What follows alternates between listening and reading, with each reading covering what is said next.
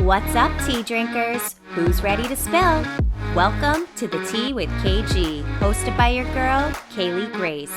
Here you'll find your weekly boost of real talk mixed with laughter, healing, and all of those vulnerable, messy moments in between.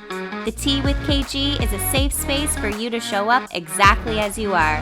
We are here to share real-life stories from around the globe and be a community of love, joy, and celebrating life.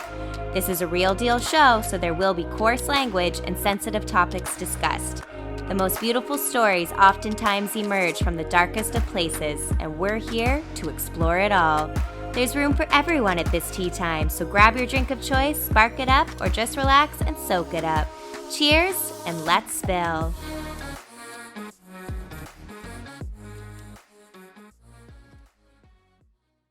What's up, tea drinkers? We are back with another episode of The Tea with KG. I'm your host, Kaylee Grace, and we have another amazing guest joining us this week, the lovely Taslim Burkowicz. Thank you so much for joining me today. I'm so excited to have you. Thanks for having me, Kaylee. Of course. So Taslim and I met, oh my God, I feel like it wasn't that long ago, but I have a really bad concept of time. It was in the summer. I know that 'cause it was at a barbecue, and we just clicked right away. And I was like, you're fascinating and you need to be on my podcast. So here we are. I'm super pumped. Taslim is a writer. And anyone who puts stuff out there and creates and makes an impact, I just think you're fascinating and amazing. So super pumped to have you. Thank you. Thank you for having me. Yes. So get the who are you and what do you do? I'm a writer and a mom of 3 kids, and I like to also run and dance in my spare time. Got a big plate full here. Yes. Also, too, if anyone connects with her later on her socials, the dancing videos and costumes, I'm just like, it's amazing. Like, I didn't realize the costumes were like all of that, like unreal. So It's gorgeous. fun. It's definitely fun. Oh, and you can tell you're all having fun, like, because you're just like, so, like, just the expressions, just everything is joy. And I love it. It helps me to do other things other than mothering, which is also already a big job. Dancing and running keep my mind occupied and give me something else to do, a hobby that's all on my own. And it's such an important thing to keep in mind when you're always trying to be a mother first. And slowly you find that everything else falls away and that becomes your focus. But when that's your only focus, you don't have enough energy to put in. So that's why I try really hard to keep my own things going on the side to motivate them too. So when they get older, they can be proud and they can be like, my mom did other things other than just be a mom to us. So they have some goals. I'm always taking my kids out to things too, like swing dancing when I used to go swing dancing, which was a big part of what I wrote about in the book you just read. Yes. I dragged along my 2 older kids to a lot of events and got them I out love on the dance floor. Yeah, you know what though? They're not going to forget those memories. Exactly. Like, they won't. When I look back at my childhood, I always remember the doing of things, like that kind of stuff. Like, you don't remember like what toy you got for Christmas. You remember what you do with your family. So I think that's awesome that you take. And those are cool events too, like going to swing dancing. I love that. Yeah, I remember for me it was Indian parties, and I would fall asleep on the couch with the music super loud, and you'd wake up when the music ended. Yes. Oh my gosh, yes. I love that so much. And I love what you were saying too about how important it is to keep doing things for yourself. And I am not a mother of human babies yet, one day, but I have a lot of other mother friends, and like the same thing, you get you get burnt out and you kind of lose your sense of self if you don't do that. And I know well, I don't know personally, but they say it's really challenging. And I'm like, of course, like nobody's saying it's not, but I think it's important to take that time for you. So I love that. There's always a guilt thing because I try really hard to structure my days. So because even I try and do a run a day. So you were talking about who I am. I try and run 5 miles a day if I don't have any injuries or anything going on other than I have to carve out that time for myself because it helps. I would say it helps me be stable and calm me and gets rid of my anxiety. And it helps me plan out my books, my day, even if I'm watching something on Netflix or listening to an audiobook, because I listen to a lot of audiobooks when I run, it helps me focus. And I can give back more to the world when I'm already I've reached that state of focus, focused energy. Preach, girl, preach. Yeah. I'm like, yes, like I feel the exact same way. Like Right? exercise, it can, if you don't take that time for you, like exercise, of course, yes, the physical, it's great, but the mental, the spiritual, like it's so Yeah. much more. I Grounds love you. that. 100%. I love that. And 5 miles a day, girl, killing it. I go into a zone when I run. It's like the Yeah. first couple miles, I just like, it just zones you out. You reach this state of almost euphoria and numbness Yeah. too, when your legs are shaking and you don't want to do it anymore, depending Yeah. on where your body's at. But I Mhm. planned a lot of my books actually in my plots, just running. I Things would love come to that. me, they iron itself out. You know, when you lose something in your house and then you have a dream and you remember where it is? It's like that for me with running. Mhm. When I have a problem and I Yes. forget something, it comes to me when I run. Puts you I in like a love hypnotic that. state, Yes, it's right? like a meditation. Yeah, Everyone has yeah. something different, like maybe for you it's yoga or Yeah, something I'm a else, swimmer right? too. Like for when Okay, you're talking yes, about the yes, you're distance, a I was competitive like, yeah, swimmer. I can You're a get that former for sure. Olympian, right? Oh yeah. Yeah. You I imagine? I feel feel like like, it. yeah. I don't know if we go that far, but I do love me the water. I am very much a mermaid, and I'm at home in the ocean, Oh, pool, river, whatever form of water. But yeah, I that's find great. yoga, it's weird. In different forms of exercise, I get different types of those. I call it like a meditative state. But like Yeah. for instance, boxing, that's like a totally different vibe for me. It's more like Okay. releasing all the things that need to come out. They come Anger. out with that. Yeah. Yeah, yeah. And it's Or so important. snorkeling. Have you ever been snorkeling before? Snorkeling Yes, and even diving. I used to do a lot of yes. diving, That's and so cool. they say every 10 meters you go down, it's like a martini. They I've only say gone scuba diving once, but you I did gotta go not know down that. like, yeah, a certain amount of, 40 meters and it'll be like 4 martinis. Oh my God. I'm gonna Like, remember that. I have woo! to go look now. Like, how far down did I? Because I did it in Australia. I think because my dad did it when I think I was a baby when he went. He Yeah. went scuba diving in the Great Barrier Reef. So all growing up, I was like, I want to do that too. So when I did it, I felt really connected to him at the same time. It was so Yeah, magical, just it like seeing is. that world under the water. It's just like, whoa, it's cool. Yeah, because you don't think of it like two sides of the world. We are always just up here. We don't think of the whole network going on down here. It's eye-opening. There's a Exactly. whole ecosystem. There's cities. There's, Yeah. a whole thing going on down there, but we're always focused up here. So I can already it's an tell this is gonna be environmental a good awakening episode. too. Oh, yeah. I write a lot about diving in my first book with my main character. Oh. Not a lot, but I know you haven't read it yet, but she starts off on Mhm. this whole adventure. And so I cover a bit of that Oh, I in can't the first wait. book. Yeah, I can't Oh my wait for you to God. read it. I know. I was like, we're already like, I'm squirrel brain too. So this conversation will probably be all over That's the place, okay. and we'll That's get 5 the way it stories, was. sling line. That's real life though. That's like a real, Right? I think that's important for people to hear real life conversation as opposed to something very directed and guided and Right? right? Because it feels like Yeah. you're And I feel eavesdropping on two girlfriends having a real chat, which is what we did and what we exactly. have been doing when we met, right? Exactly. Oh my God, that was the best. Like that was such an unexpected, lovely surprise meeting you because it's just nice when you can go somewhere and actually have a cool conversation with someone. Like we talked about so much stuff and it was just nice. Like you don't Yeah. always get that.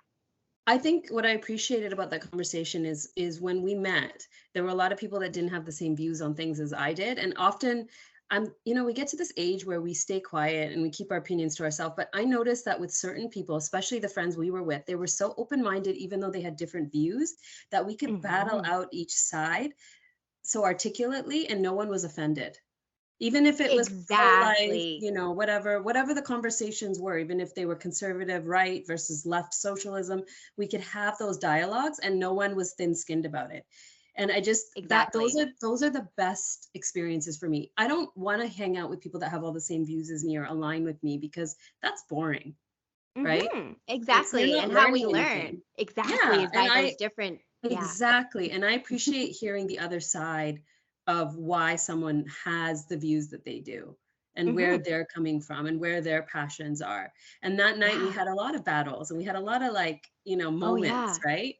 Yeah, and it's interesting because Sparks. like you said, like you can hear where is that thought process coming from? Like, Yeah. because we all got a story, we all have a journey and We different all life go into our experience. bubbles too on Facebook and on social media. You start clicking with people that have the same, you start joining groups, and I'm in vegetarian groups and this group and that group. And then that's Yeah. the circle. And then if you go outside of those into the real world, either you stay quiet and you decide not to talk, or you Mhm. don't connect with people that you wouldn't otherwise connect with.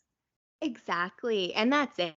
And yeah, I'm just thinking back to what you said just about how we could talk about different things. And like you said, no one was offended. We were open. And sometimes online you don't get that. Like some people No. you see these posts and it's just like, what are you doing? Yeah.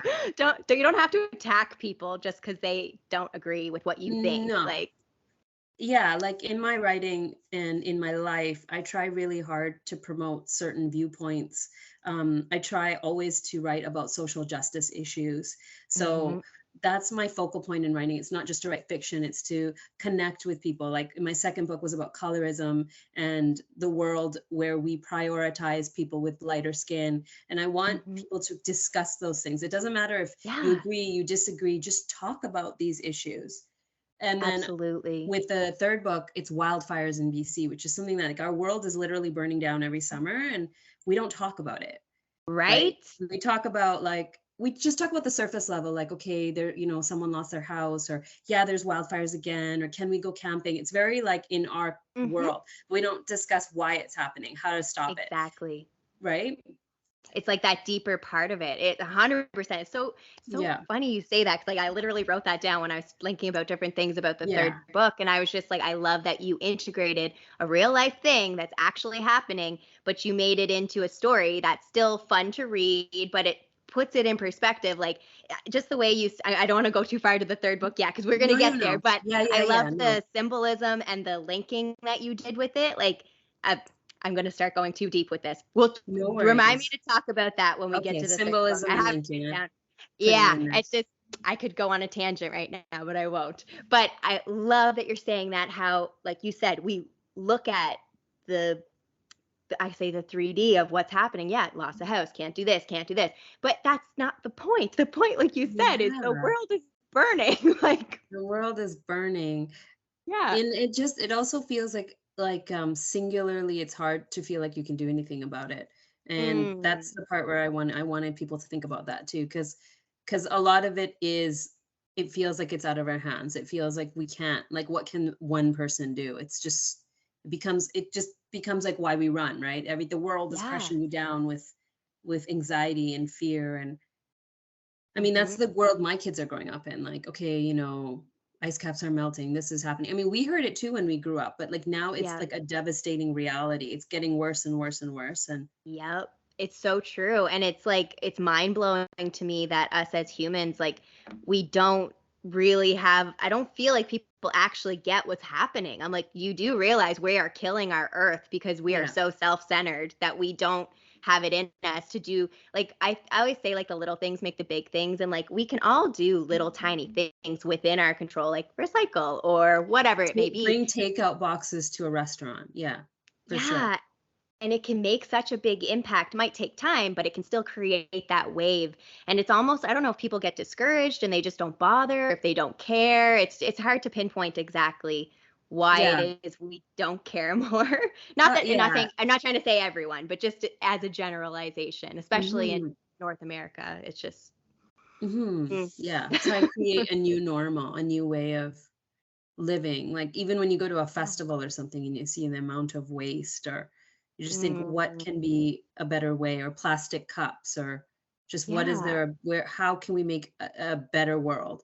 Because the amount of consumption, and we didn't have that kind of, we didn't use those things before, so now the amount of human consumption and capitalism and all of this, it's just because we want more Through the products roof. on the shelves, but everyone wants to make it too, right? Like everyone wants to Hmm. make a living.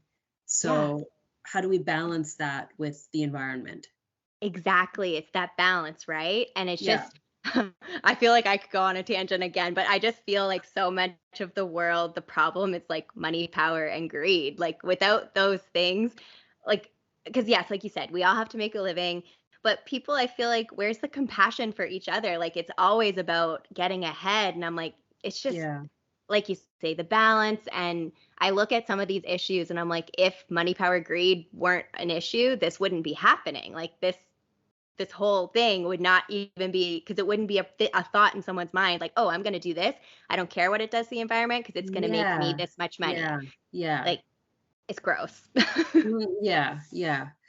I think, I mean, again, from the barbecue that I believe more in like socialist values and the Yeah. idea of us creating a world where like there is universal healthcare, there are livable wages, there are these things. But for that to happen, we all have to agree on that. And then a lot of people think, well, you need to like work, you get what you pay for and all this. But I don't think we all have the same starting point in opportunity.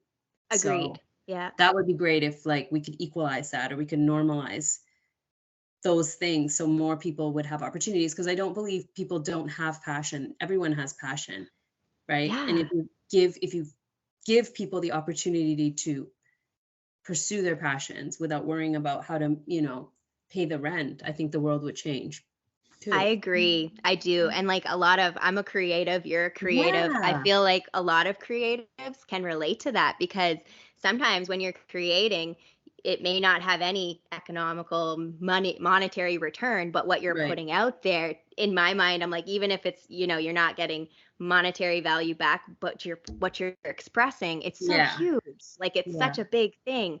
So I totally get what you're saying there. Cause like, I think sometimes creatives may hold back, or they might be like, well, I have to do my 9 to 5, like you said, to pay Yeah. the bills, but really this is my dream and this is what I want to be doing. But yeah, that balance. I have to afford my house or where I live. Oh, yeah. Yeah. Mortgage rates are going up. Like if you didn't, it's ridiculous. You don't plan for certain things, and then emergencies happen too. Exactly. 100%. I want to like get into your books, but I think let's hear like your story Okay, first. yeah. I love hearing about my guests, and like, because we all have those impactful moments or these things that guide us, inspire us, shift us. I know I have a big story of healing and all the things that have got me here. So I want to hear yours. What's your story? And then we'll get into the books. Sure. No, I'd love to. When I grew up in a Gujarati family, Indian family, immigrants. My mom, I covered this a lot in my first book. Not that I'm trying to bring up the books, but just because it's okay. it's about 5 generations of Indian women. And I looked and I researched my own family to help me write that, because the first place I wanted to write about is where we came from. So that whole story is in there, in that sense of where I think I had to make up a lot of stuff and do a lot of research of how us as Indians ended up in Africa and how we came to Africa from India. So that's all in there. And my mom came to Canada because of Idi Amin, and they were forced out of Uganda. And my dad was born in Tanzania, and then they raised me here. So I was born in Canada. And as a child, I was an avid reader, huge reader, was always reading. I used to write too. I would pack like drawers full of books like that I would handwrite. But when I went to college and university, I didn't pursue writing. I took like 1 or 2 courses, but I did political science and I pursued my teaching degree. I didn't do the writing thing. I went to Japan and I lived in Tokyo for 4 years, and I traveled all of Asia. That's so cool. Oh my God. Yeah, a big part. A lot of my writing is about traveling, and I traveled other places too before and after, but India, Africa, all those kinds of places. They're great launch places for my books. But when after I got married and had my first son, I decided I needed to write my books. So that's actually, I went about it backwards, because I didn't do all of the whole, like, let me take 15 writing courses. And that's sort of my story and my journey. And amidst all that, I've always loved running and dancing and cooking. I love cooking. Yes. Yeah. So it's been a crazy journey, and it hasn't been always an easy one. Right. But this is where I'm at now. I love that. Also, I did not know you lived in Japan for 4 years. What? Yeah. Like, that is so cool. I taught English abroad, and that's when I was diving. So I dived like all over Philippines, Thailand, Bali. Like I just skipped country skipping and diving, and I love that so much. I'm like, that is my dream. I love that. Yeah, it was great to do it before you have kids, because after you have Yes. kids, life Mm. is expensive Totally and changes. Yeah. you're stuck. No, not in a bad way, but that's what it is. No, I totally get it. And I feel Yeah. like that too, because like I've lived in different places and I was like, I want to do it now because Yeah. I know when I have kids, it'll be a shift in that way for sure. Not Yeah. that you can't travel with them, but it's just different. It's No, not. and then also that was pre-COVID, right? I mean, now post-COVID Yeah. world is completely different. Traveling is really only, I think, if you have money, really. I mean, with all the like testing and this and that, it's become, and it, Mm, from an environmental point of view, I also think about traveling. I cover this a lot in Ruby Red Skies, where I yes. talk about how, you know, traveling, just we feel like it's a right, but what environmental cost does it have too? So like I try and look at that both ways, because Yeah. yes, I did all these things and yes, I had all these experiences, but when you think about the planes that are in, this is in the book, how they're going Mhm. this way, and you know, they're always going no matter if there's seats or not, is what I was trying to say. I They're going. loved that The in the cruise ships book. are I going was this like, way, this yeah, is this way, yeah, and it's just a yeah. reality of the world we go in. Everything is just cycling. Like it's very entitled, you know, Mm. Amazon Hmm. packages, Happy Meals, just it's everything happening. We're just Yeah. the And we world. want it all now. We don't want to wait. It needs to be Yeah, now. Yeah. yeah, I love that in the book now that you're saying that about how you literally said it exactly like that. You're like, it doesn't matter how many seats are full, it's still going no matter yes, what. And it was interesting to read it like that because I was like, I didn't really like, even though, yeah, logically, I'm sure I knew that. I didn't yeah. think of it that Yeah, way. but the And I was, cruise ships are going like no matter how many tickets they have to go, and that's why they try yeah. and, I guess, maybe sell discount tickets. Hmm. But I'm trying to do a lot of local traveling now with the kids, like BC, Yeah. because there's lots of things in BC that are beautiful that So we live here, we beautiful. pay a lot to live here, we should see it, right? Yes. Like, And that's now what I a say lot to of my my trips are partner. local.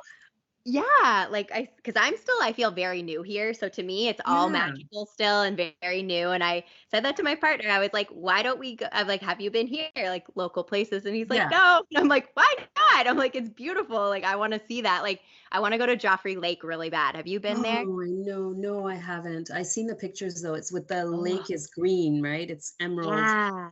Like a blue green, Yeah. like reminds me a lot of New Zealand, like the mountain with the blue. I feel that a lot in New Zealand actually. It did remind me of Canada, just a certain Ah, what am like the scenery and stuff, like the yes. landscaping. I Yeah. was like, whoa. But yeah, that's on my list for sure. I was like, I have to go there. It looks so Oh, I nice, know. the Yeah, and a Joffrey lot of Lake. those places are hard to get to, right? You have to usually, Hmm. like even in the book, it's like hard to get to. It's like a hike, or Yeah. it's you have to, it's a journey in, and that's part of Yes. it. Finding, you know, they're not just perfectly at the edge of a highway where you can just get out and Yep. go see them. Exactly. And I love that. Like I'm definitely an outdoorsy kind of girl. So I'm like, let's Yeah. go. Let's do the hike. Yeah. Yeah. That's what I we're doing love for our that. summer vacation too this year. We're going to, you know, go to the lake, you know, that kind of stuff. Yeah. Connect with nature. And like we were talking about like getting into those meditative states and grounding, like nature is the way to do it for me anyway. Like Yeah. if I can sit in nature, I feel like I'm like an earth goddess queen. I'm like, okay, all the animals come to me. Let me sit in this grass. But I just Yeah. feel so connected that way. It just, I don't know. You can't beat it. Especially when you're near a body of natural water, like a lake, or something releases in you that's different, the calmness. Absolutely. Yeah, 100%. And And there's it's nothing like, like sand in your bed, right? That's yeah, right? a It's summer of so sand in your true. bed is a good summer. That's what I think. I live by the water and I just like I knew that coming here. I was like I need to be by nature, water cuz like I love the city life, but I know I can't be in the thick of it. It would just be too much on my spirit. I already know that. So I'm like, okay, I need to be a little away from it or at least have the escape like right there where I could be like, okay, I need to go to the park or go to the water or something. Just surround me with some trees so I can be at peace. So now we're going to dive into talking about your amazing book. So just for the audience, we're going to talk briefly about the first two, but the main one we're going to talk about today is the third book, Ruby Red Skies. So I'll head it over to Taslim and you can give us a little bit on the first two. Okay, so the first book, which is called Chocolate Cherry Chai, is about 5 generations of Indian women. And the main character, Maya, is trying to find her life, where it's going, where it's headed, what she wants to do with it.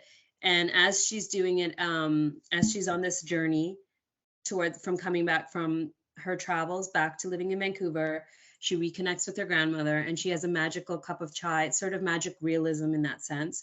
She goes back a generation every time she drinks the tea. So the main story is interwoven through the past. So there's past generations that come through, and then she lives through those lives as she drinks the tea. So you've got, That's so cool. yeah, why Indians came to Africa, and all these topics are covered. The story of immigration, how her foremothers went to Pakistan, Uganda, all of these stories are interwoven, and they're in sections, clear sections. Cool. I can't wait. I Yeah. literally, like I was saying to Taslim earlier, I was like, I read the third one so quickly. So I was like, I knew we were doing our interview, and I was like, all right, I'll read the other two after that, because we're going to focus mostly on the third one. But I'm excited because like the way you write too, it's like, it's so magical, but it also thank like you. gives you that reality. It's so cool. Like I love your style, and like you're very descriptive too. Like I literally felt like I keep getting ahead of myself. I'm ready to talk about the third one, but I felt like I was there, and I love when I can vividly picture something. And I was That's saying exactly what I try and do, sensory writing. Yeah. So I'm so glad you nailed that, because I try and make it so you can hear, smell, see, feel things around you. And that's like my favorite type of writing to read, because I'm very in touch with all my senses. So when I can completely be taken there, it makes me so excited. And I was saying to you, I don't even remember when we said this, but I actually dreamt about one of the eras in the third book. Like I was dreaming about it, because you just described like the colors and the tapestries and the smells and the foods. I don't even remember what my dream was now, but that's where we were with Awesome. 1610. I love that. That's the best. We were in I wish I could put 1610. that on the back of the book. This person dreamt it. That's beautiful. Yours. Yeah, it's true. Okay. What's next? We'll get to the second one, because I'm like, I'm chomping at the bit to talk about no the worries. third. The second one is about two sisters, and Gia and Serena, and they're both at birth born two different skin colors. And one is born like darker skin tone, the other one's born lighter skin tone. And the story sets off to describe how their lives completely take different turns based on their skin color. And both of them are unable to relate to each other's cause. So it's not just about our inability to see or value darker skinned women in the society, which it does, but it also covers the ground of the struggles the fair skinned sister has in her community as well. So I try and approach colorism from two different perspectives, and the story actually starts off with their mother. So there's one generation back, and then it goes forward, and that's the whole premise of the story, is discussing colorism and sisterly bonds. And are they there for each other? Do they turn against each other? That's what the book will explore. Ooh, tune in to find out. Oh, I forgot to show what this one looks like too. If you're watching on YouTube, this is a cover. I love it. Also, too, your cover art for all of your books is awesome. I've been so lucky. I love Roseway and I love Fernwood, and that's why I've stayed with them for so long, is because they always pay really close attention to my feedback and to how to best represent what I'm trying to tell through the covers, etc. Yeah. And like you can feel it, like I said, like you're saying with the sensory stuff, even your covers go into that. And I think it's magical. So I'm so excited now that you give me a taste of the first two. I'm like, all right, I know what I'll be doing later. Reading those books. That's great. So the third one, we have Ruby Red Skies. If you're watching, you can see the lovely cover. And this is the third. And also, just so people know, these stories are not interlinked. They're just they're their own. I'm tempted to write a follow-up to this one if ever, because I feel like I would love that. End up, right? Where do these people end up?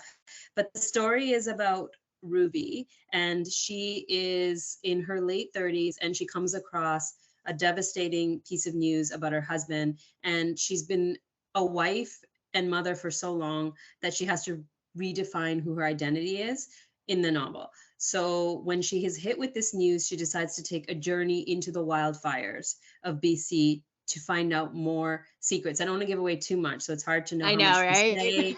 But as the story is going forward, I have an interweaving plot line. And the second story, the second character, I should say, is Rubina. And she's born in the 17th century. And she's actually born and raised in a brothel, but she becomes a dancing she's a dancer, and she lives in the concubine quarters. She's not a concubine per se, but she lives in concubine quarters of the Mughal Empire, and the story follows the journey of what it was like during that time period and the reigning kings and queens in that time period. So every second it's interwoven. So you've got Ruby's story in 2017 with the wildfires, and then the 17th century, and then it goes like this through the entire book. So you're getting basically two books in one, right? Yeah, Two it's storylines in one. awesome. It's amazing because like I wasn't expecting that. I just like opened it up. I was like, all right, let's go. And I was like into the Yeah, story. And then when it went to 1610, I was like, oh my God. I'm like, okay, what's happening here? right. And it was I just thought that was really interesting. And I feel like lately I haven't been like reading enough books like this. Like I've been reading, lots of personal development and things like that. But I was Yeah, like, this is such an enjoyable read. It's not only thank like you. you're learning stuff, but you're learning. I want to say you're learning it in a fun way. Because for me, this was a fun way because Yeah, I it was had an to do a lot of interesting story. research. So I appreciate Yeah. that. I researched it for years. And when I was telling you before about if anyone's listening that wants to be a writer and how I didn't take courses, and it was a little bit unconventional, but I exactly wanted to write books that I wanted to read in that sense. Yes. And I felt like my journey was through teaching myself through reading tremendous amounts of books. And then I wanted to transfer that sensory writing style. So something like Tolstoy does into more modern times. And I have a few favorite writers like Amy Tan does with Chinese fiction, Chinese American fiction, but bring it to Indo-Canadian fiction. So there were Yeah. things I took that I wanted to bring into my own writing that I craved. I'm like, we need these kinds of books, because with Ruby Red Skies, when we turn onto Netflix, I mean, who doesn't love Vikings or all the other shows that are out there? But a lot of them cover the Western world because we live in the Mhm. West. So we're going to cover the Western world. I mean, you're not going to tune in and be like, oh, here's Shah Jahan and Mumtaz. And there's like, you don't see that. You don't Yeah. see that time period, 1610. I wanted that to be covered in this book because it's something we don't know enough about. And when I went to Rajasthan with my family, when I went to India, we went traveling through I saw those quarters. I saw No those, and way. that is what inspired me. I'm like, I want to write about this because Yeah. seeing that last scene, I'm okay. Whoops, I have to edit that. So no last scene. We're not talking about the book. I keep forgetting that it's so natural talking to you because Right. I forget that we're not just having coffee and we're friends and we're just discussing, we're on like Yeah. everybody else is listening. Oops, to the world that's listening. So I can't go too deep into the actual ending and all that, obviously. But a lot of the scenes are inspired from what I actually saw in India to create That's so cool. Rubina's world. Yeah. What was that like being amongst it in person? Like, what Oh, did it feel like? a lot of imagination because a lot of it is ruins, but the storytelling from the guides Yeah. was incredibly fascinating. And the amount of research that I had to do to get like the time periods right. And I was lucky because I met an expert online that was able to review a lot of my stuff to make sure that there Nice. were no inaccuracies. But it's a fascinating time period that we don't know enough about. And once you dive deep into it, it's as interesting, if not more interesting, than the stories we've grown up about with all the different kings and queens in England and Yeah. Henry VIII, and you hear all this stuff. This stuff is just like the story of drama too, like Oh, yeah. I was like, siblings killing what? siblings for throne. I mean, I wish it sounds like fiction, but the main storyline of the Mughal Empire, that's all true to fact. Of Wow. course, the dialogue between people is not so true. That's embellished, but the actual historical part of it Yeah. is true. They really did do these things to each other. They really did kill each other Wow. for the throne, and Yeah. the love stories were Again, epic. wants And that power, right? They want the power. They don't care yeah, what they got to do for it. exactly. And the culture and all this stuff, it's really rich. And the food and the clothing and what happened in that time period, the way the harems operated, the way the systems were of hierarchy, how the kings traveled in the procession, the battles, Yeah. Nur Jahan and her battling ways. I mean, I can't even make it up if I wanted to. It's No, it's real. yeah, Like, and in reading it, like it's literally like it's like I obviously they're like so magical, but so like what? Like it's like they need yeah. to make a Netflix show based on that era. Like Thank they you. want drama. There you Yeah, go. that's what I Like, wanted. So that's why I wrote that part, was to pay homage to my culture and where, you yes. know, what's going on and what we don't talk about, because I don't think enough people know about it. And then Nope. to weave that with a modern day story. So Oh yeah, and it integrated together yeah, perfectly. they're Like it definitely. yeah, it didn't Yeah. surprise me why we were talking about 1610 all of a sudden. I was like, "Oh, yeah, okay, cool. We're Oh going to learn yeah. about this." Because I tried And to make the characters have similar misfortunes. They're both out of control of their environments. How do they deal with that? They both have yeah. difficult relationships with their father, either non-existent or confusing. Why? So I tried to Mhm. have them have similar features, and how Yeah. separated by centuries they could still be dealing with the same strife. Yes. Oh my gosh, absolutely. And I totally picked up on that in reading. And I also was like, their names, their names. I was like, okay, Yeah. Ruby, Rubina. Okay, cool. And I also liked learning too what different names meant. Like that was really interesting to me. Like even your name was in it, and I didn't realize that's what Oh, your name meant. I was like, you can tell them if you'd like what your name means. yeah. Well, in the book, I have him bowing doing the taslim to the king and queen, but my name actually means submission to God as well. So it's an Arabic name, and that's the complicated relationships we have. And I try and deal with that because in the storyline, Rubina's ancestry, she thinks about that and how Mm. she ends up, because we are things, but we are other things too. Like Hmm. I'm Indian, but I'm Muslim. Why am I Muslim? Where did that come from? So all Yeah. these things about, and I also have heard, you know, grapple with atheism and discuss that. So it's, there's different elements to who we are, and you know, they connect in ways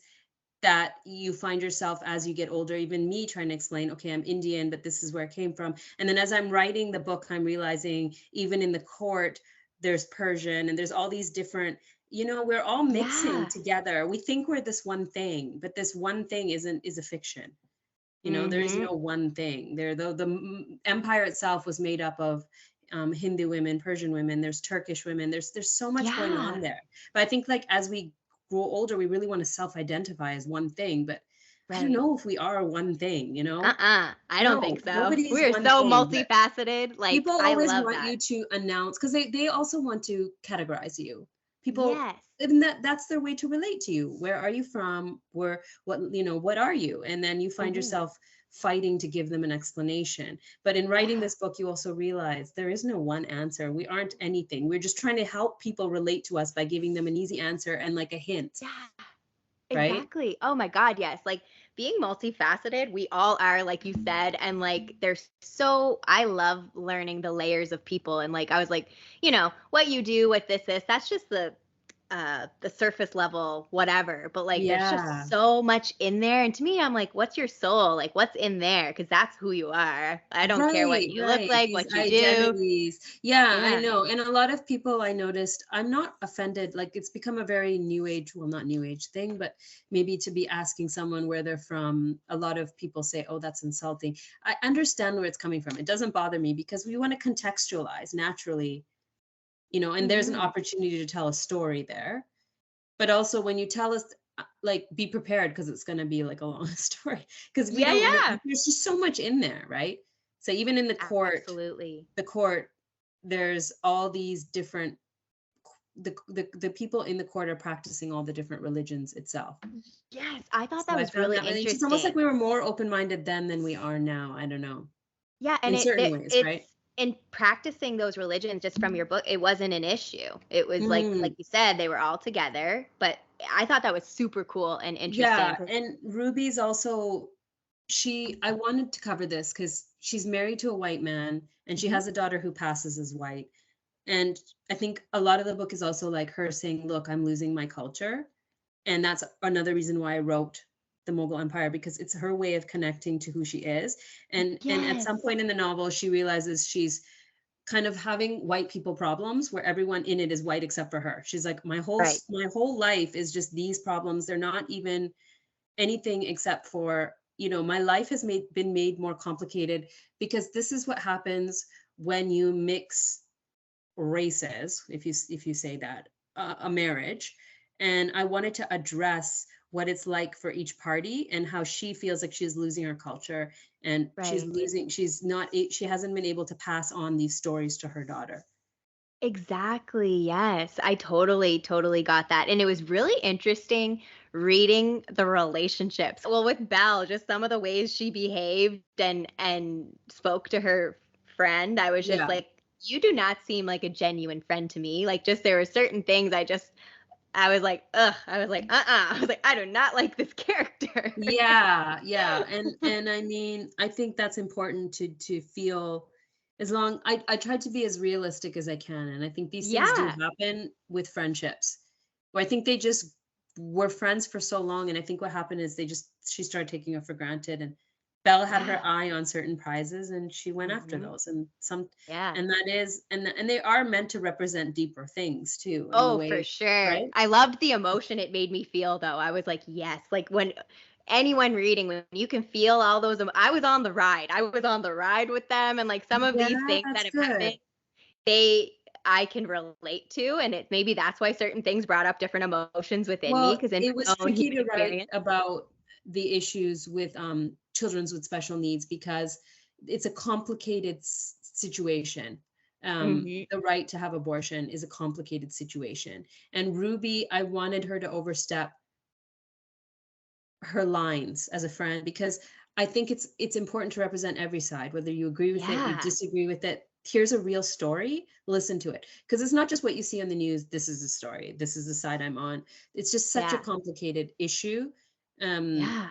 and it's sad and I wanted it to be emotional and but I Hmm. also wanted Belle's decision to be respected too at the same time. So Yeah. it's very complicated to bring Oh, in yeah. everyone's side and everyone wants to have their say in your life and in your body, Yeah, but let's and I let's talk like about how it. it went there, like, I like how It 'cause was I wasn't hard. really expecting it to go there per se, I thought No. it might be just, like, the one of the things that happened earlier on, and then when it kept evolving, I was like, "Oh my god." I was like I literally could not put it down because I was like, "What's Oh, gonna I'm happen glad to next?" hear that because yeah, I Yeah, wanted Ruby to shift her focus.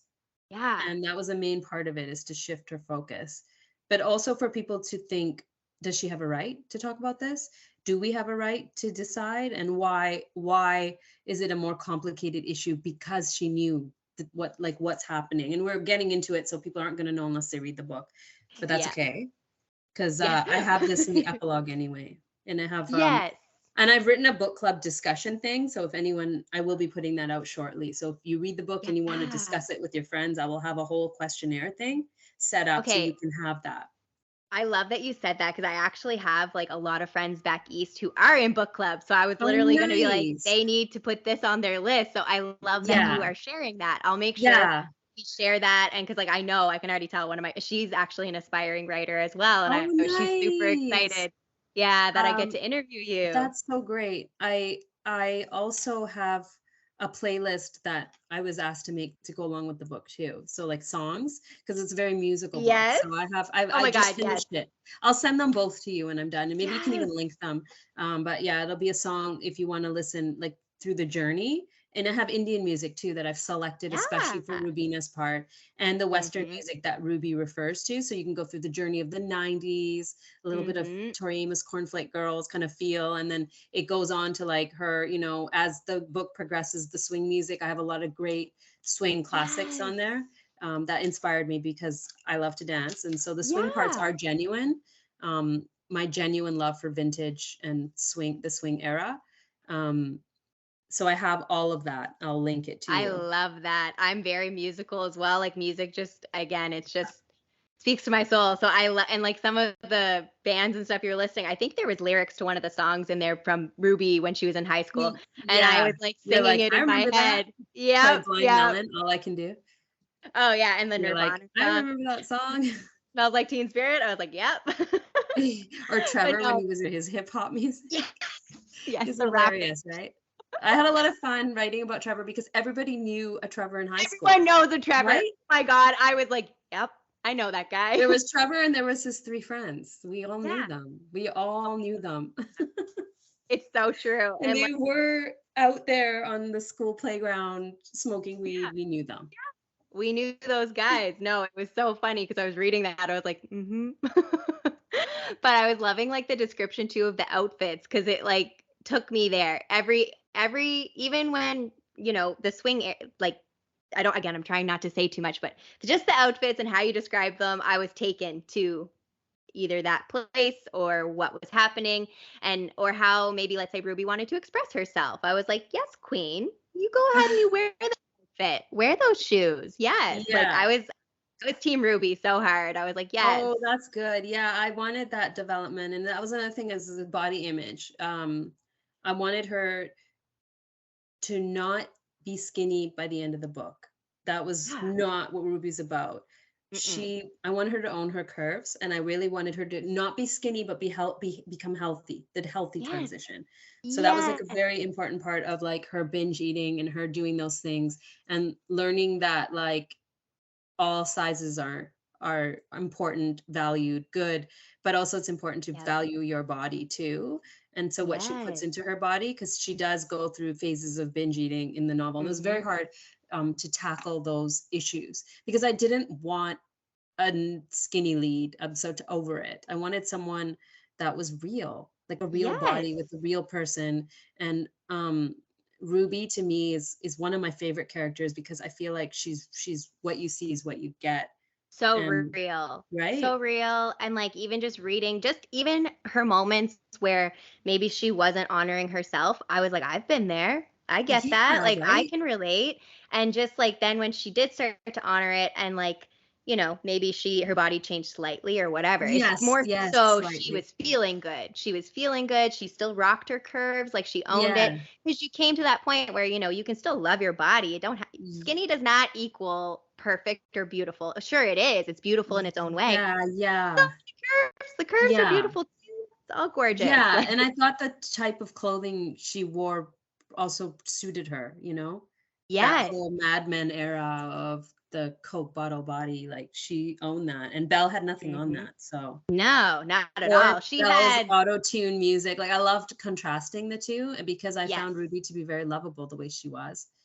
And I wanted the Hmm. reader to relate to her that Yeah. way. And it's true. And like, my heart broke for her. I wanted to hug her. I was just Yeah. like, and again, like some of the stuff that happened to her, I really hit me on a very personal level. So I just was like, Mm. I was so there, like I was on her side the whole time, like Yeah. no matter Well, what. she was saying how like she can't compete in a world where Belle drinks her chai protein shakes and wears her geometric outfits and but she had her own thing. She had her own Yeah. thing and her own style in music, which was very, I think, defined. Hmm. And her personality and her vintage looks, I think, Yeah. is her own thing. Totally. And I also loved that she was like, you know what? I'm gonna do this, and I don't care what anyone thinks about it. I'm again not trying to say too much or reveal Yeah, too much. she's over it. Yeah. At some point, she's finally over it. She's over Yeah. trying to please everyone and be the perfect person because she wasn't valued. And I think a Yes. lot of women do that, right? They coast through and they do all these things that are supposed to be the right thing, clean the house, do this, do that. They are not valued in their homes. They are not valued for what they Yes. do. Their work is unpaid labor. And I wanted people to experience, like women will relate to that. Oh We've yeah. all been there where we're doing invisible work. And then when you stop doing it, it's, oh, okay, the dishes aren't done. Yeah. And she's Yeah. tired of being that person. She's tired. She's like, I want my own life now. Yes, and it's beautiful when she starts to live it because, like, it's almost like she was on autopilot and then she Yeah. woke up, and it's amazing to see that. And like, I love how you were saying you might do like a follow up because I want to I know more. want I'm like, to. what I else? do. I Like, have a yeah, it depends on how everything goes, but yeah, like I would love to write even about like Leah, like where's Leah at? Where's all yes, these characters that you meet that you're like, what are they doing? Did Belle what where does Belle happened? end up? What happened to Yeah, these characters? yeah. So there's And a lot of question marks there. So I was thinking that too. I was like, does she want me to want more? Because you left me wanting more. out of all my books, this one would be I think like a sequel would work, but the other ones I've wrapped up pretty well that Yes, you they're can their feel own. complete closure when you read them. I love how you said that. You can feel closure. It's true. It's true. And like, but you want to know what's beautiful about that? I'm so invested in these characters. I'm like, Oh, I that's need more. Like, good. I want to know, where are they now? How have they continued to evolve and grow? Because you did leave it so I could potentially, like, I'm still okay. I'm still like, okay, Yeah. this is the journey, but it would be awesome to know more. Yeah. I wanted to touch back to on, I think I'm saying it right. Is it the Mughal Empire or Mughal Empire? Mughal Empire? Yeah, Mughal Empire is good. I know Again, I'm because on some people spell it MOG, but then when I put in the search engine, it's more commonly MUGHAL. like, what made you think to integrate in like present day with that? Where that, Yeah. because I was like, what's the starting point? And where that was, I'm like, okay, well, what made you decide to do both in one? What made me decide to do both was I did originally start off with the wildfires, uh, but I wanted to integrate a character. I wanted to integrate the cultural aspect, and I wanted Yeah. to go as far back as I could to properly represent because she's Rajput Indian. Ruby is, and I'm not. So I wanted her to look back to where the grain, where it began. And that time period fascinated me because when I went to Rajasthan and I saw what life was like in the 1600s, when I came back to Canada, I started reading several books, a lot of it nonfiction, about the time period. So about Shah Cool. Jahan, Mumtaz, who they were, how many wives were going on. And that particular time period, I had to pick because there's a lot of interesting history through all of it. But to make the story relevant, I picked that one particular part of the empire because I really wanted Nur Jahan to be in it. She's the queen. So in the beginning of the book, I have a family tree because it's very confusing. Yes. You can't follow, I think, without the family tree. But King Jahangir is married to Nur Jahan, and Nur Jahan is a crazy, powerful warrior, but she's a queen. But she gets on the battlefield with everyone else. And I thought, I need this character to be in my novel because we don't hear about these characters. So No. that's why I had the past and the present, and I wanted them both to have similar stories, but set Yes. 400 years ago. So if the environment is coming down with the wildfires for Ruby, Rubina's whole world is falling apart because she can't have the love of her life. Is she going to meet up with them? Is he going to return her love? So there's that whole thing. Her immediate environment is unstable, but so is Ruby's. How are they unstable? I wanted to contrast those.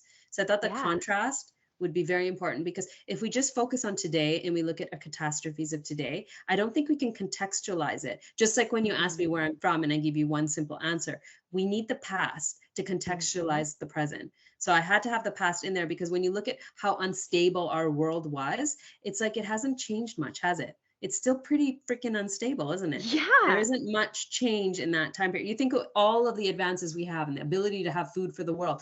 No, we're still battling each other in almost the same manner. So I wanted to have that because it's so scary, like to wake up in that time period where she doesn't know she's in it. Oh yes, and they both have cages. That was something I wanted to tell you. So Rubina ends up living in the harem in the Mughal Empire, and she's in the gilded cage, and so is Ruby living in her house, which is Trevor's design, because Trevor's all architecturally savvy and he designs all of this stuff, and she's she's trapped. They're both trapped. They're birds in essentially in these cages. worlds. So what price do we pay for that economic stability for our own creativity too? What price do we pay to sell our souls so we can have a bed to sleep on at night? We both do it, right? As creative types, as you were saying. Yeah, for sure. So how do we, and I want people to think about that too. How can we keep our own creative passions alive without selling our soul to capitalism because we need to sleep in a bed at night and go on vacation with our family to a lake every summer? What do we do? Exactly. How do we balance it? Oh my God, nailed it. Yeah. And I really want to, like, for anyone that wants to write, I love, help telling people my path too, because I think, like, if that's a passion for you, you should pursue it, whatever that passion may be. If it's art, if it's painting, it just takes a little bit, it takes talent, tenacity, and time. It takes those three ingredients, and you just really have to be better at structuring your time, but also at putting a little bit aside every day to do what you think is your passion. I love that. Right? And I like that you have the 3 T's. 9 T's. to 5 work. Pardon me? The 3 T's. I love that you said it like that.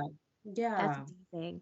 It's so true. It's so true. And like I find too, when you honor that, well, for me anyway, I feel better because like my 9 to 5 is not my forever. It's a means to an end, right? This Yeah. is my passion. And I'm a big dreamer. So of course I'm Right. like, ah. Yeah. But yeah, it's so true. And when I do take time for what brings me passion, joy, whatever that is, I feel so much better in my spirit because I'm like, you know what? Yeah. I'm doing what I Even should if be it's doing. taking a course that you love to take, like when I say I didn't pursue writing, like, okay, yes, I didn't go to school for it specifically, but even though I only took 2 writing courses in college, they still shaped me in a way that the 10 courses I took in something else might not have shaped me. So I do Yes. think like whatever you love and you need, invest in those professionals, invest in those courses, dance classes, whatever it is, writing, whatever that you are passionate about, to develop yourself better.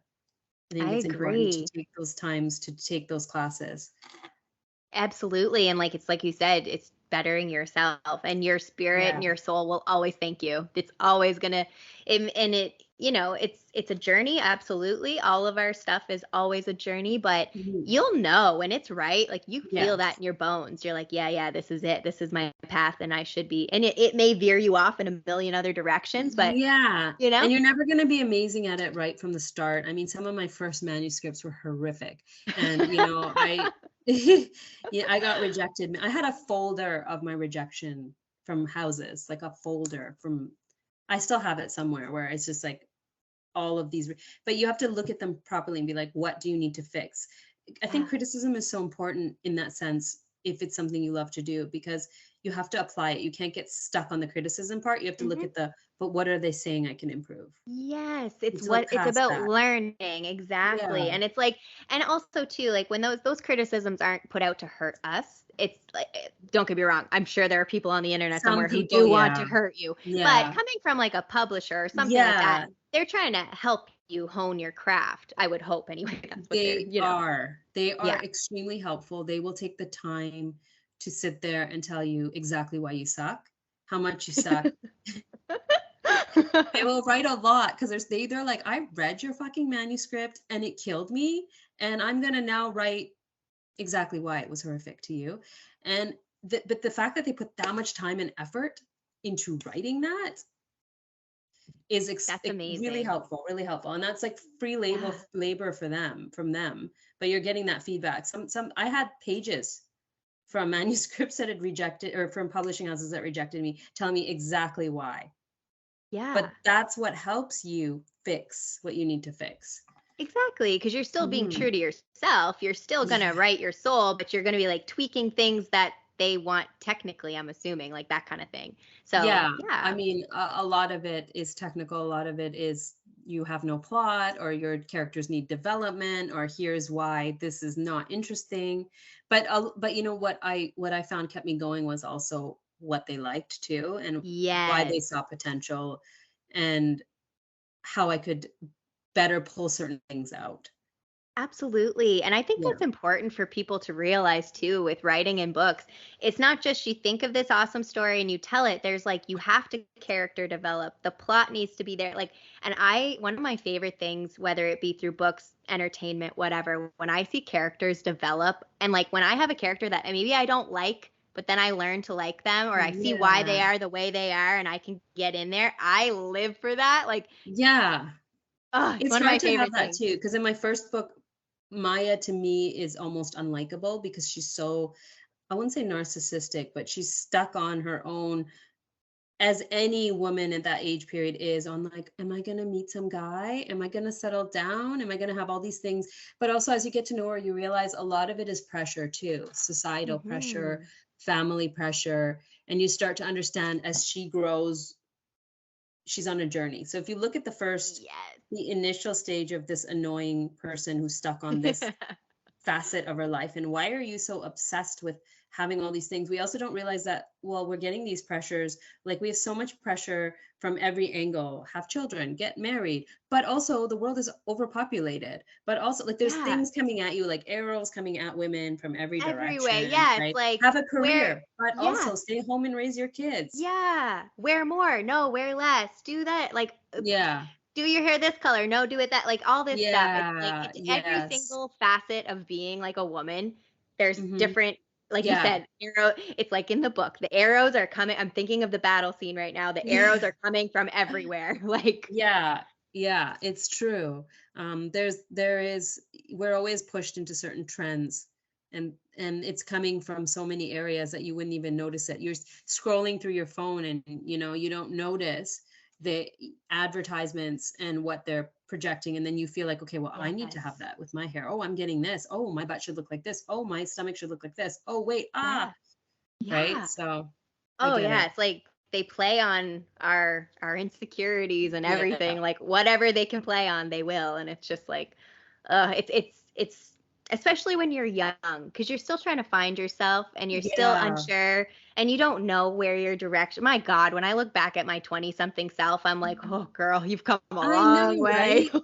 I know. I feel like I wasted I mean, I did a lot, like learning another language and Yeah. scuba diving but through all of it, I couldn't enjoy it because I always was worried about, will I achieve the things I have to, like it could never be in the moment. Mm. And I think it's so important. Something I'm learning at my age now is to be in the moment, is to Yes. enjoy the time, not to Mm. be worried about the future. Like I try really hard now to just stick with the day. Like even if it's something I'm doing with my children, just to like not worry about tomorrow. Like I know that sounds Yeah. like, of course we have to worry about tomorrow when it comes to the environment and things like that, yes. But when it comes to our own self-improving things and some of the journeys you were talking about, I think a lot of my 20s I was plagued by Mm. things that I wish I didn't waste my time on. And I wish I spent that time bettering myself and doing things Yes. to better our society in more productive ways, I'll you know? preach. It's so true. Yeah, like, and even like how I viewed myself, like I did not value who I was and No. like the insecurities with my body, with look, it was Yeah. always that pressure and it was so much pressure. And for what? To make me For what? miserable and like not want to like maybe I would still go to the beach and stuff, but some women they'll cover up or they won't Yeah. go or they won't do things. And it's like, why? And for Yeah. who? And who's Like, paying, right? In the end, it's you that's missing yeah. those experiences. And people always think about like valuing youth and young women. And honestly, I love the age I'm at. I wouldn't want to go back because, right? No, I no, just feel my like God, I'm over no. that. I'm so grounded now with the running too. It's just like grounded. I want to be grounded. Yeah, I'm I tired of all of agree. that. I agree so hard. Like, I value all my life. You don't regret the things, la la la. But I am so thankful that I have grown and bettered myself as a human and learned what's actually important in life. And like you said too, being present, it's so Yeah, important. like think about when we met at the barbecue and we started talking about capitalism and Yeah. socialism and it was so deep. Our conversations were so deep. We Yeah. were trying to break it down for people. We're like, but imagine if, remember The the neighbor potatoes. story, and I was like the Yes. potatoes, yeah, about how we were trying to break down the fundamentals, because if one person was like, okay, I love capitalism because it gives me opportunity to, I deserve to sell watches and I deserve to sell these things because I made them and I should get honored for my artistry. But then I said, well, what if? And then we were talking about the potatoes analogy where you might have better sun and better conditions to grow certain things and other people, and the fairness of this and distribution. And I wouldn't have had that conversation in my 20s. I wouldn't have gone into a Right. barbecue and started conversing with people I didn't know about deep topics. And I value that now. I value going out Me of my comfort too. zone now in a way that I wouldn't have. And you're also afraid of your own thinking thoughts. At that age, you restrict yourself a lot. You Yes. edit everything you want to say, and maybe you should, because maybe your thoughts are still developing, Yes. right? But to be able to express yourself in these manners to strangers, to people you've just met, and have passionate discussions, and to make every moment count is why we became friends. Mhm.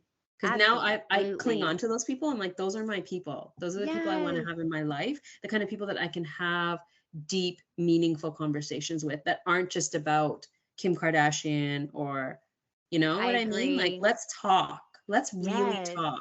And that's why I think your Right? podcast is so important, because it's like Thank you're you. really talking.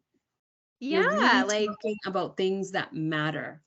Yeah, right? and I just feel like that's how we connect and like telling our stories. I say this all the time, but it's truly how we gain compassion and learning for one another and realize like we're all walking each other home. We're in this together. Like it may not feel like that sometimes, but I want to live in a place where we can, maybe learn about something you would have never learned about before, or maybe even weren't even open to, but then you listen, you're Yeah, like, understand oh, other people's experiences. And mm-hmm, after other people talked at that party, I understood their experiences. I really did. I mm, understood why it was important for them when they were given minimal chances that to go a certain way that they never had the chance to. But we were mm-hmm. never ever discussing those kinds of small things. I was more discussing people like Jeff Bezos or people that are multi, you know what I mean? It's not Yes. just about like somebody who wants to pursue a passion, because we all are. I'm all about that. I think it's Mm-hmm. amount of wealth that certain people are accumulating on a larger level that I don't feel that deserve it. Yes, Right. I agree. So, I agree so hard because I'm like, right. again, like, yes, of course, I know we can't tell people how to spend their money, but if you have billions of dollars, what Yeah. is that one? What even is that number? Well, why are you going and buying Twitter when you could maybe go help someone who might need running water or might need Mhm. to eat that night? Like, I just Yeah. I read a blows. meme, and I don't know how accurate it is, but that if they split up Amazon, each worker would get a livable wage of $96,000 a year. If they, Wow. yeah. So it's, to me, it's about giving people an opportunity. I don't think we all have to fight for scraps the way like we're presented. I think there is much opportunity for us to all have reasonable living conditions if we unstick some of the wealth that certain people have, It's right? true. It's so true. And my God, it's such a vast topic. Like there's so many Mhm. nooks and Yeah, crannies that we yeah, can go 100%. into. Yeah. 100%. But I guess my point is that when we battle our neighbors over like, it's not about battling our neighbors over what they have versus what I have, because we're not even the people that are really taking the wealth. Like the wealth is on a different level. I guess that's why in my book too, it's a little bit frustrating because the characters discuss, well, how much control do we really have as individuals to make a difference? And that I guess comes Hmm. from looking at political parties and et cetera, of how you can make a difference. But in the end, it's kind of set up right now that it's difficult for people like you and me to make a huge difference on the wild, like things like the wildfires. Yeah. It's more like my book is more a conversation starter than an answer or solution guide. You know what I mean? I Because it's think a that's much a good bigger thing. topic. It's a bigger Yeah. topic. And like, I love that you decided to open that discussion up in such a magical way. Like I love when I can read about something that's not only it's important and it needs to be Mhm. discussed, but I'm very entertained. Like I am Oh, one with it. good. You know what That I was mean? Like, definitely a goal. Yes. oh yeah. Like I was sucked in so fast. And like I Oh, I'm said so too, happy to hear that. Oh, I'm so yeah, happy to hear that. it's Um, true. And like the descriptive, like I said to you, that's like my bread and butter. If you can take me there, because I like you too. When I was young, oh, there's my oh, dog. hello. Sorry. He's like always makes an appearance. I made my Um, kids leave. I didn't even trust them. You don't know what you would see if they were here. It wouldn't be as, it would be entertainment for sure. you'd have to edit But it out. I guess we yeah. could have. When I was little though, I read all the time. And that's I think why my imagination is so big is from Mhm. reading, because you are, yes, you could go with what the author says, but you created in Yeah. your brain what you think that might. Yeah. That's why I list lately I've been listening to a lot of audiobooks when I run, be it just novelists or memoirs, and your mind, it's like you hallucinate when you run. And it's Yes. like you go, it's so pleasing. It's such a pleasing feeling to go into somebody else's universe and Mm. live there for a bit and Yes. then And come that's back. how I felt. Like, Oh, that's great. especially the 1610 era. I know I keep talking about that, but No, it I was love, yeah, go super for it. Let's go. magical. It was so, and I think too, obviously, because like it was learning for me, because like I didn't know all that. And like that queen, she was a badass bitch. I was like, yes, girl. I was like, you go in that battle. Like, what queen? I've never heard of You gotta look it queens. up too. Like I can say, Yes. yeah, you gotta look her up. Like some of Oh, these yeah. characters, they're stranger than fiction. Like they're just, Oh, when you look and them they're up, real. I was like, yeah. what? It's wild. And oh, also I want to ask too, where Rubina is a dancer, did you pull that from like your dance experience at all? Yeah, I so was I thinking did about that. I did Bollywood and Bhangra dancing for years, and I performed at weddings, and I did shows with teams, and um, I definitely use that as an inspiration to write Rubina's dance parts, and Mm. they were super fun Oh to yeah. embellish on. I was I thinking about that because you spoke about how you did that kind of dance when we met, and when I was reading, I Yeah. was like, oh, I wonder if like, because even the way you described the moves, I was like, I wonder if Yeah, those are the right? moves that she did. Like, Yeah, I try to use my own personal experience to make the characters more relatable or real. Sometimes though I have to make stuff up completely. So if Gia was a fashion designer, I wasn't a fashion designer. So I had to go right. through and research a lot of her artistic background because I didn't have that artistic background.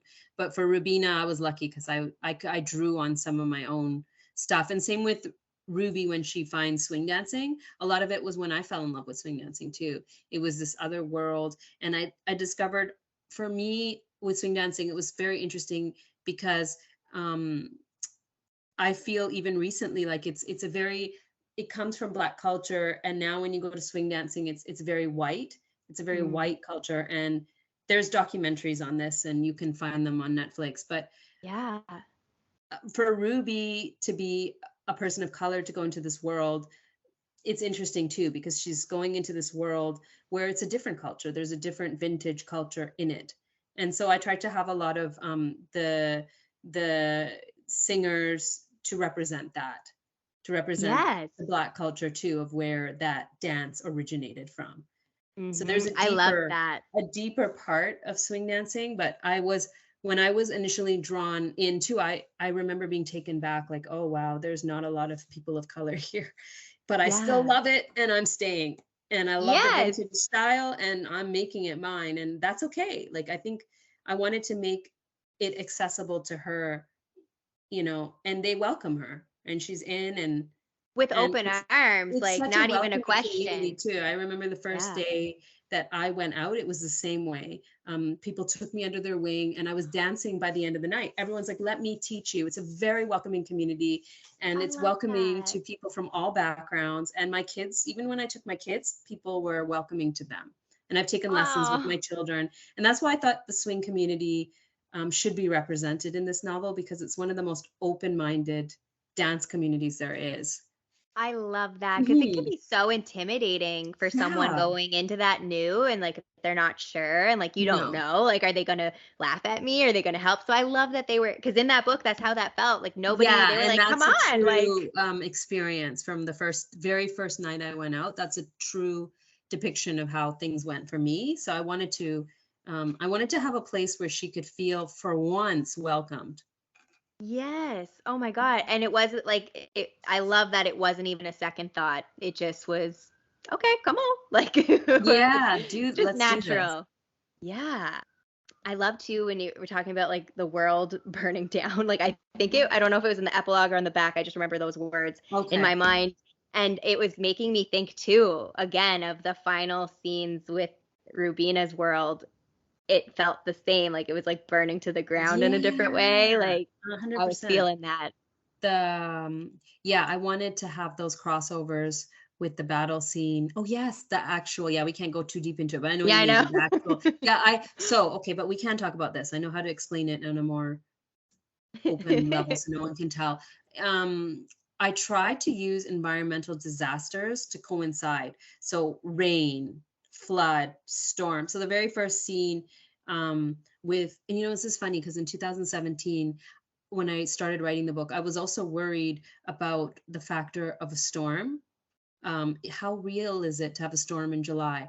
Let me tell you, this summer there was a storm in July, and Yeah. there was thunder, and I thought, this is what's happening. How unusual is it? But this is really what's happening with our world. The environment is becoming absolutely unstable. Yeah. So in the book, I use fire and water as pinnacle points to tie both the stories together and to also um, depict or portray disaster. So if something is going to happen, there's water, there's floods, there's catastrophes, and Yeah. they're parallel. They happen parallel. very parallel. Yeah. Like I picked up on that. I was like, okay. I was like, I see what you're doing here. Yeah.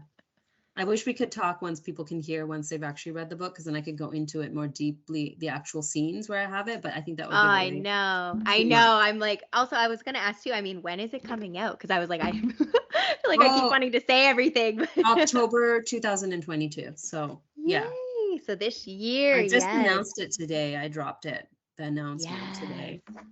Yeah. October 2022. Yes. Oh my gosh. So these people, you're getting a sneak peek on the goodness that is Ruby Red Yeah. Eyes. And I'm going to have a book launch.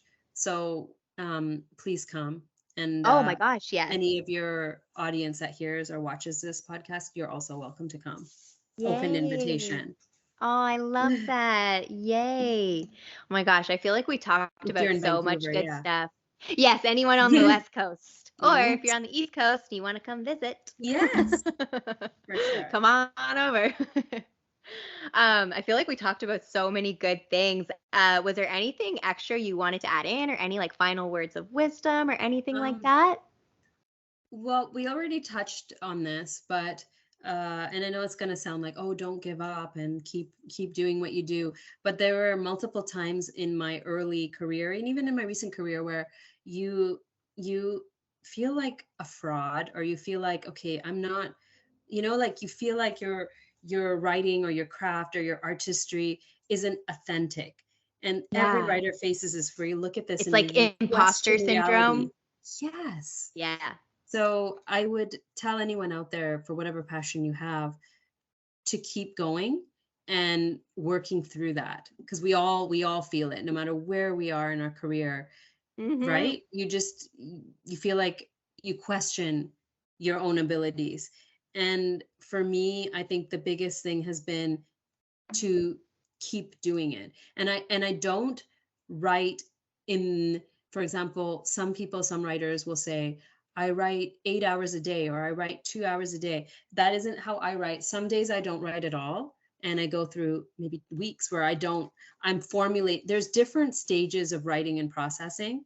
So you don't always have to actively be in the pursuit of writing to write. There could be times where you're developing plot, synopsis, other things, and you don't even know it, just by living life. Sometimes you just have to live life and stop questioning your ability. I think a lot of it, because we get focused in on ourselves, we start questioning our ability, we get paralyzed. And so I say, put it all aside when that imposter syndrome hits you.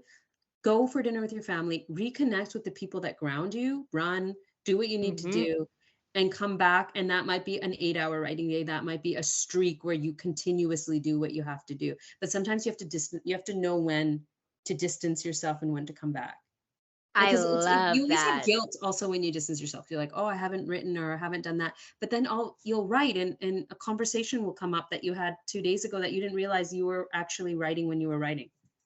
So Exactly. Yeah. Oh, yes. I love that you said that, because like Yeah. it's allowing yourself to take that time without that guilt. It's like, no, like ground yourself. You need that. Everyone needs that. Like, especially if you're creative. Creators need that all the time. Yeah. And Oh, that was allow for great. yourself to have those moments where you question yourself, but give yourself credit and value yourself. I like that you said that too, because I know personally I don't really give myself credit or look at myself like that. And then like even my partner, he's like, zoom out. He's like, look at everything you've done. And I forget. Like I don't think of myself that way. And I'm like, wait a minute. Okay. But you know what, Kaylee? I think that's to your credit, because I think like the strongest people almost criticize themselves the most, because they will have the most improvement. So I know it's kind of like a catch-22 in that sense.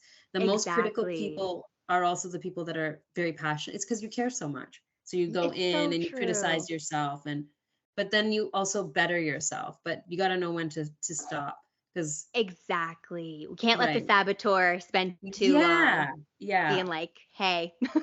I'd be like, that's nice. I'm going to keep going. Because, that's another thing too. Like, I will just obsess, and I have to find that line and be like, okay, don't go too far down the rabbit hole. Like, stay true to you. But, like, you know what I mean? It's such like I fine feel dance. like we're very similar. So I do. I can fully relate to what you're saying. I think we have very similar personalities. So yes. Oh yeah, even some stuff you were saying, I felt like you were in my brain. Like you said a Right? word and I was literally just thinking that. It was so funny. So if I run, then what do you do? Did you do yoga and meditation?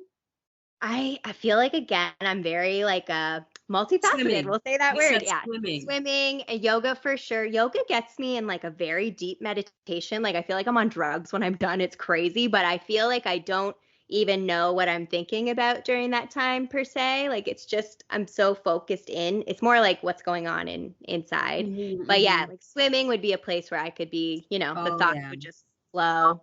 I like to work out too, like high intensity workouts, but I'm not thinking about much when I do that. I'm more so just releasing and Mm. getting the endorphins. But yeah, there's lots of ways to get it. I find too for me, just like sitting by the ocean and hearing that Oh, helps me too. that's good. I like that. I need Yeah. more of that.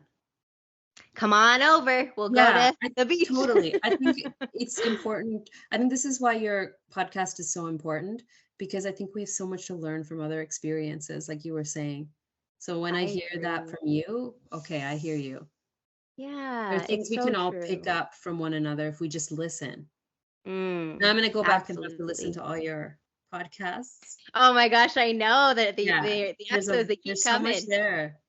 I'm Yeah, I want variety always too, like because like that's it. Like we all get to learn something new and different. And I know so many people are going to learn so much from our discussion here, and I'm really excited to connect. Oh, I guess I'll get to like if people want to connect with you, what's the best ways? Like social, um website? yeah, you can add me on Instagram. I have Mhm. it's just my name, so Taslim Burkowicz. You can add me on Facebook. I have a writer's page on Facebook. That's my name as well, Taslim Burkowicz.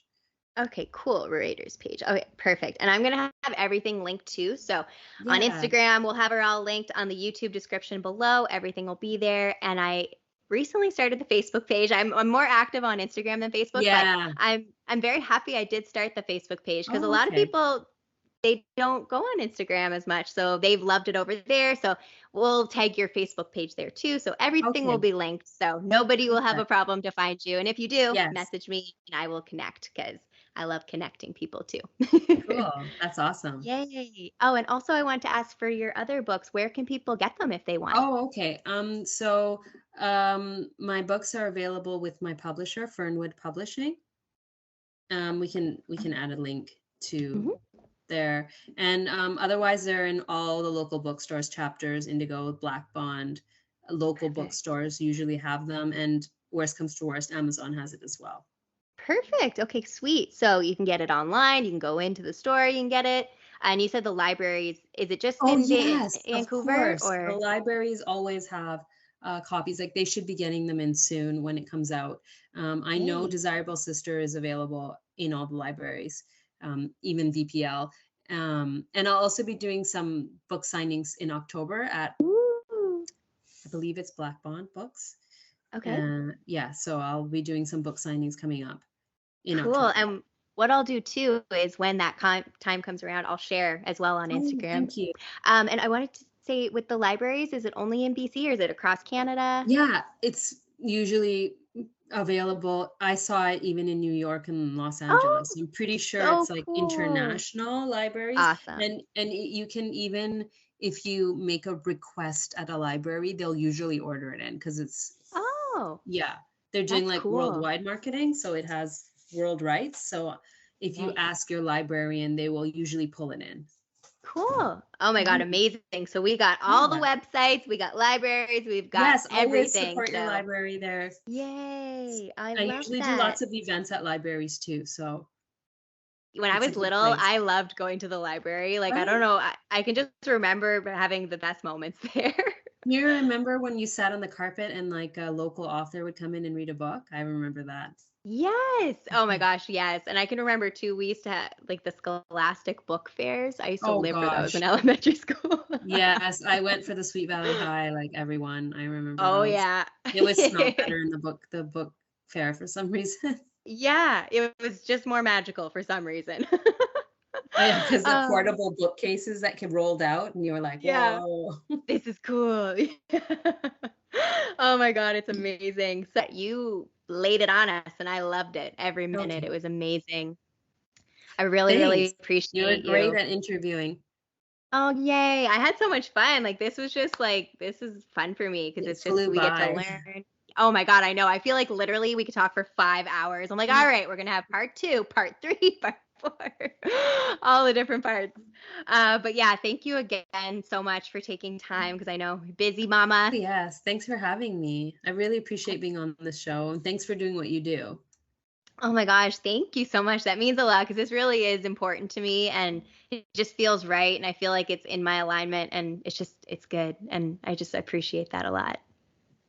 Wonderful. Well, we guess Yay! we'll chat soon. We'll see each other soon. Yes. All right, everyone. That's our tea time for today. If you connected with Taslim, everything will be linked. And if you can't locate her, message me. The 3 books are amazing. Ruby Red Skies is the one coming out in October. That's the one we discussed most today. And the other 2 here you can get on all the websites, all the libraries, everywhere. And yeah, so thank you so much for bringing your beautiful energy in, everyone. I really appreciate each and every listener, viewer, however you're tuning in. And I'm wishing you love and light as always, everybody. Bye.